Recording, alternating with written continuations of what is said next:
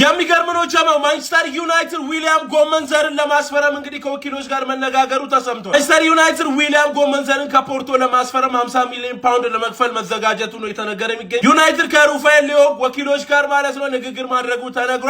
ዋንጫ በኋላ ነው ሩፋኤል ሊዮ የሚሄድበትን ክለብ የሚወስነው። የሚያሳዝን ዜና ጀማው ማለት ነው ነስር መስመራዊ ማለት ነው ትላንትና ዕለት ጉዳት ማስተናገዱ እንግዲህ በዚህ ሳሌ ተገልጿል። የሚገርም ነው ጀማው ማቴዎስ ማለት ነው ወደ ማንቸስተር ዩናይትድ ለመምጣት በግሉ መስማማቱን እንግዲህ የሱ ቅርብ የሆኑ ሰዎች እየገለጹ ይገኛሉ። በዚህ ሳሌ ወደ ማንቸስተር ዩናይትድ በቅርቡ የተቀላቀለው ኤንደርሰን ማለት ነው ለብሔራዊ ቡድን ማለት ነው እንግዲህ መጠራት ችሏል። ፋብሪዚዮ እንደገለጸው ከሆነ ማለት ነው በቅርብ ስለ ማንቸስተር ዩናይትድ አማካይ አዳዲስ ዜናዎች አሉኝ ጠብቁኝ ሲል ተናግሯል። ማርከስ ራሽፎርድ ደሞዙን የሚቀንስ ከሆነ ባየር ሙኒኮች ማንቸስተር ዩናይትድ የጠየቀውን 34 ሚሊዮን ፓውንድ ለመክፈል ዝግጁ መሆናቸው እየተነገረ ይገኛል። ኤንደርሰን ቱ ማንቸስተር ዩናይትድ ዊ ሂር ዊ ጎ ደንፍላት ቱ ሪያል ማድሪድ ዊ ሂር ዊ ጎ ማንቸስተር ዩናይትድ የመጀመሪያ ፈራሚውን እንግዲህ ኤንደርሰን አድርጓል። ኤንደርሰን ቱ ማንቸስተር ዩናይትድ ዊ ሂር ዊ ጎ ይላል። ደንፍላትን ደግሞ ሪያል ማድሪዶች በዚህ ሳሌ ማስፈረማቸውም ተረጋግጧል። ማንቸስተር ዩናይትድ ኤንደርሰንን ከብዙ ዝውውር በኋላ 40.5 ሚሊዮን ዩሮ ማስፈረሙ ተረጋግጧል።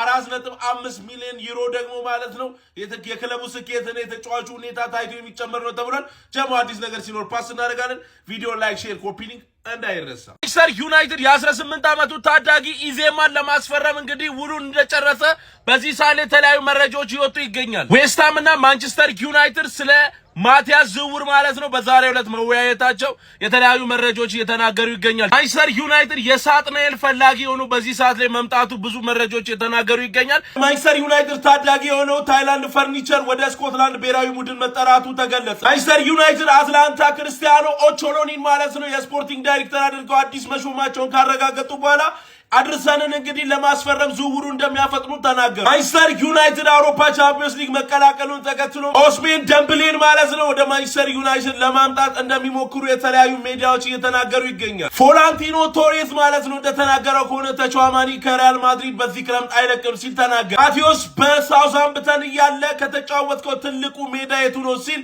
ኦልድ ትራፎርድ ብሎ መናገሩ ተገልጿል። በዚህ ሰዓት ላይ ወደ ማንቸስተር ዩናይትድ ማቴዎስ መምጣት ይፈልጋል። የዝውውር ዋጋው ከ60 እስከ 50 ሚሊዮን ፓውንድ ድረስ እንደሆነ የተገለጸ ይገኛል። ጀማው አዲስ ነገር ሲኖር ፓስ እናደርጋለን። ቪዲዮ ላይክ፣ ሼር፣ ኮፒ ሊንክ እንዳይረሳ። የሚገርም ኮሎ ጀማው አንቶኒዮ ፖርቴን ማለት ነው ባርሴሎና ማቅናቱን ተከትሎ እንግዲህ ማርከስ ራሽፎርድ አደጋ ውስጥ መግባቱ በዚህ ሰዓት ላይ ዜናዎች በስፋት እየተናገሩ ይገኛል። ባርሴሎናዎች አንቶኒዮ ፖርቴን በማስፈረማቸው እንግዲህ ከዚህ በኋላ ባርሴሎና ሊያስፈርሙት እንደማይፈልጉ አንዳንድ ምንጮች እየተናገሩ እንዳሉ ተነግሯል። ኤንደርሰን ወደ ማንቸስተር ዩናይትድ ለመግባት የመጨረሻ ሙሉ ለሙሉ ነገሮች ተጠናቀው ውሳኔ እየተጠበቀ ይገኛል። ከዚህ በኋላ ዊ ሂር ዊ ጎ ብቻ ነው የሚጠበቀው ሲል ፋብሪዚዮ ተናግሯል። እንግዲህ 38 ሚሊዮን ፓውንድ ሙሉ ለሙሉ ተጠናቋል። እንደገና ደግሞ ኤንደርሰን ከየትኛውም ክለብ የሚመጣውን ጥያቄ ውድቅ አድርጌያለሁ ከዚህ በኋላ እኔ ማንቸስተር ተጫዋች ነኝ ሲል እንደተናገረ መረጃዎችን ተመልክተናል። የማንቸስተር ዩናይትድ ሉካን ቡድኖች ማለት ነው እንግዲህ ወደ ጣሊያን ማቅናታቸው ይታወቃል። እዚህ ላይ ደግሞ ማለት ነው የቶሎማኒ እንግዲህ ተወካዮች ማለት ነው በጣሊያን እንዳሉ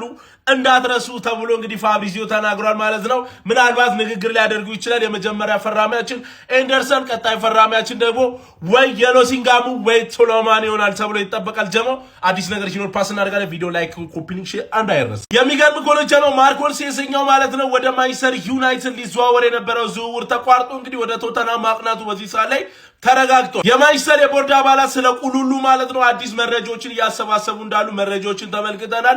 ቁሉሉ ወደ ማንቸስተር ዩናይትድ ለመዘዋወር ፍላጎት እንዳለው ተገልጿል። የተጫዋማኒ ፍላጎት ማለት ነው በስክሪፕቶ ቬል የተመራ እንደሆነ በዚህ ሳሌ የተነገረ ይገኛል። ኤንደርሰን ጉዳይ ያበቃለት ነው እንግዲህ የጊዜ ጉዳይ መሆኑን እንግዲህ ፋብሪዚዮ የተናገረ ይገኛል። ሁሉም ስምምነቶች እንደተፈጸሙ ነው ያሉት። እዛለ ማንቸስተር ዩናይትድ ደግሞ በብሪቲሽ ፋውንዴሽን ማለት ነው ዝውውር ለማጠናቀቅ በዚህ ሳሌ ምን ያህል ዋጋ እንደሚያወጣ የተነገረ ይገኛል።